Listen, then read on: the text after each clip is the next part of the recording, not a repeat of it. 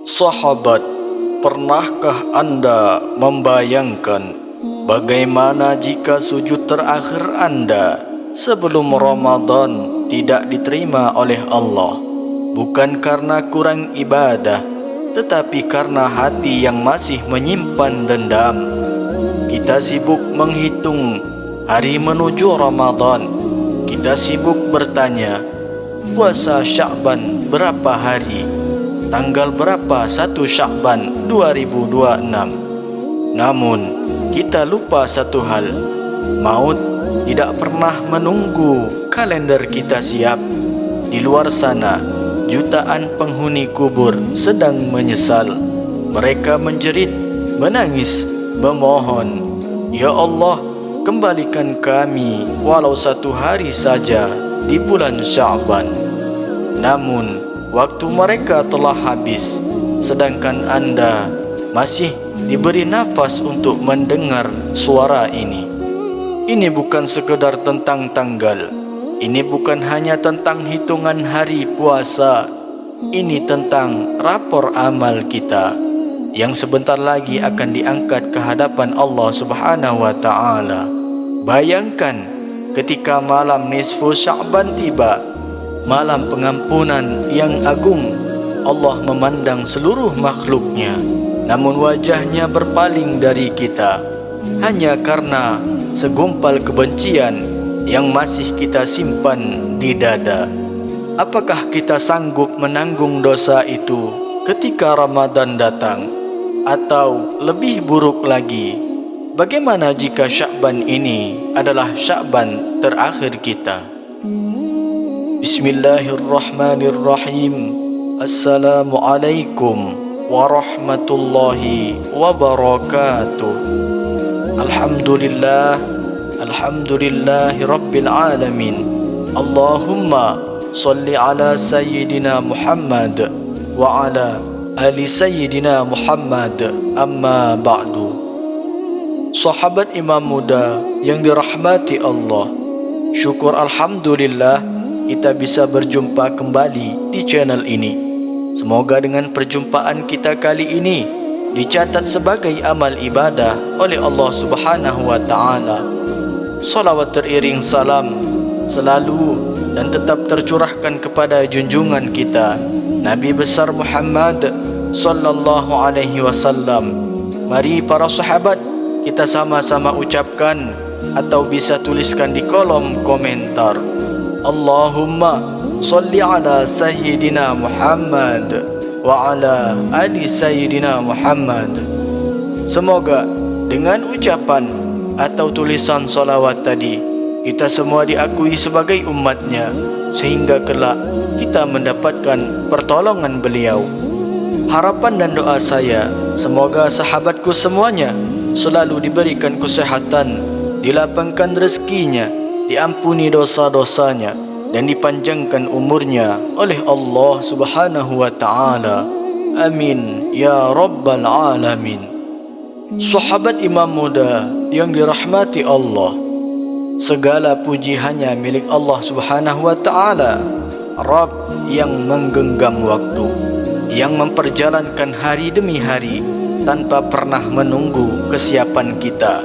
Atas rahmat dan izinnya, sebentar lagi kita akan menutup lembaran bulan Rajab dan melangkah memasuki bulan yang sangat agung, yaitu bulan Sya'ban 1447 Hijriah. Banyak kaum muslimin mulai bertanya, kapan sebenarnya 1 Sya'ban tahun ini? Tanggal berapa puasa Sya'ban dimulai?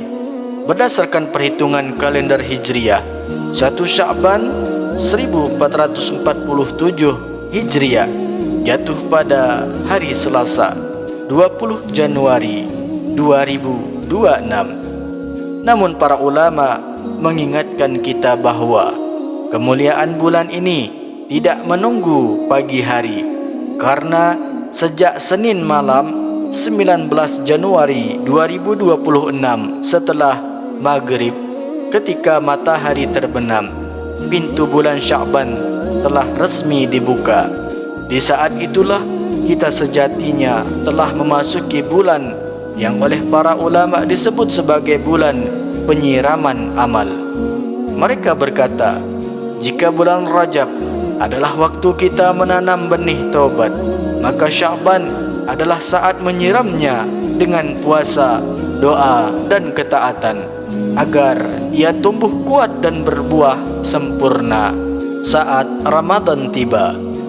Karena itu, jangan biarkan malam-malam awal Sya'ban berlalu tanpa makna.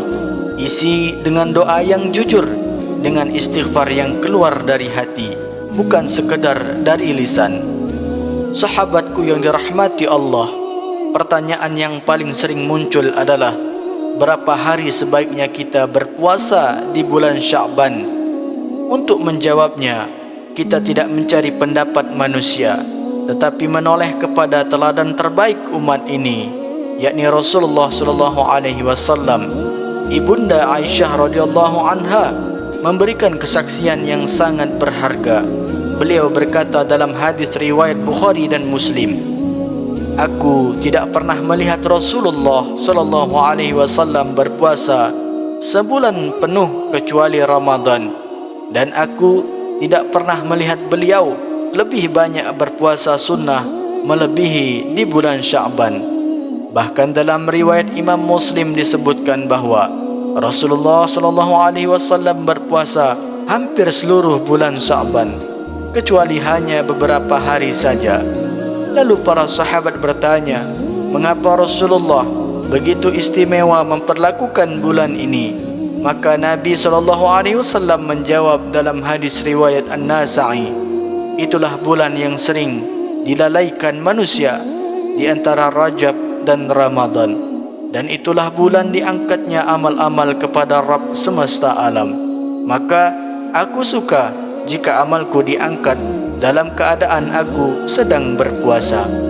Sahabat sekalian, renungkanlah, jika seorang nabi yang maksum saja ingin catatan amalnya diangkat dalam keadaan berpuasa, lalu bagaimana dengan kita yang penuh dengan dosa dan kekurangan? Karena itu, tidak ada batasan jumlah hari. Puasalah sesuai kemampuan. Jika mampu hampir sebulan penuh, itu sangat mulia. Jika tidak, minimal berpuasa Senin dan Kamis, atau puasa Daud, atau minimal 3 hari Ayyamul Bid di pertengahan bulan. Semoga Allah menjadikan Sya'ban ini sebagai bulan persiapan terbaik sebelum kita benar-benar dipanggil menjadi tamu Ramadan. Maka sebelum kita membahas tanggal 1 Sya'ban 2026, berapa hari puasa Sya'ban dan kemuliaan malam nisfu Sya'ban, izinkan saya mengajak anda satu hal. Mari kita dengarkan baik-baik video ini, bukan hanya dengan telinga saja, tetapi dengan hati yang ingin kembali kepada Allah. Karena bisa jadi inilah panggilan terakhir sebelum Ramadan, atau bahkan panggilan terakhir dalam hidup kita. Namun sebelum kita lanjutkan, mari para sahabat kita sama-sama berdoa kepada Allah. Silahkan sahabat tuliskan hajat, cita-cita sahabat di kolom komentar untuk kita aminkan bersama-sama. Karena bisa kita bayangkan 40 orang saja yang mengaminkan doa kita, maka insya Allah akan diijabah oleh Allah Subhanahu wa Ta'ala. Amin ya Rabbal Alamin. Dan untuk para sahabat yang baru bergabung, silakan untuk klik tombol like, tombol jempolnya, kemudian subscribe juga, dan aktifkan lonceng notifikasinya, agar ketika channel ini update video terbaru, sahabat semua langsung dapat notifikasinya. Terima kasih. Semoga Allah balas semua kebaikan anda.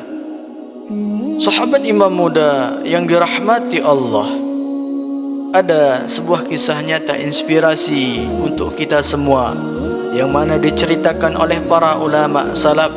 Kisah tentang seorang hamba biasa, bukan ulama besar, bukan orang kaya, hanya seorang muslim yang hidupnya terasa sempit dari segala arah. Usahanya selalu gagal, rezekinya terasa berat, doanya seakan naik, namun tak pernah kembali dengan jawaban. Ia rajin solat, ia juga sering berdoa, namun hidupnya tak kunjung berubah. Hingga suatu hari ia mendengar nasihat sederhana dari seorang alim. Jika doa-doamu terasa tertutup, periksa bukan hanya ibadahmu tetapi hatimu. Malam itu bertepatan dengan malam nisfu Sya'ban, malam di mana Allah memandang seluruh makhluknya. Hamba ini duduk sendiri, ia bermuhasabah, dan disitulah ia tersadar selama bertahun-tahun ia menyimpan dendam kepada saudaranya sendiri. Ia merasa benar, ia merasa disakiti, dan ia tak pernah mau memaafkan. Malam itu ia sujud lama, bukan sujud meminta harta, bukan sujud meminta jabatan. Ia menangis dan berkata, "Ya Allah, aku lepaskan dendam ini karenamu. Aku maafkan dia meski hatiku masih sakit." Tidak ada kilat, tidak ada suara dari langit, namun keajaiban terjadi keesokan harinya. Hubungan yang retak mulai membaik. Pintu rezeki yang lama tertutup perlahan terbuka. Dan yang paling ia rasakan, dadanya terasa lapang untuk pertama kali setelah bertahun-tahun. Para ulama berkata, bukan karena dendam itu hilang, tetapi karena Allah membuka pintu rahmat saat seorang hamba membersihkan hatinya. Di malam, Allah memandang makhluknya. Inilah rahasia nisfu Sya'ban, bukan banyaknya ibadah semata, tetapi keikhlasan hati untuk kembali bersih. Dan pertanyaannya sekarang, jika malam pengampunan itu datang, apa yang masih kita simpan di dalam hati kita?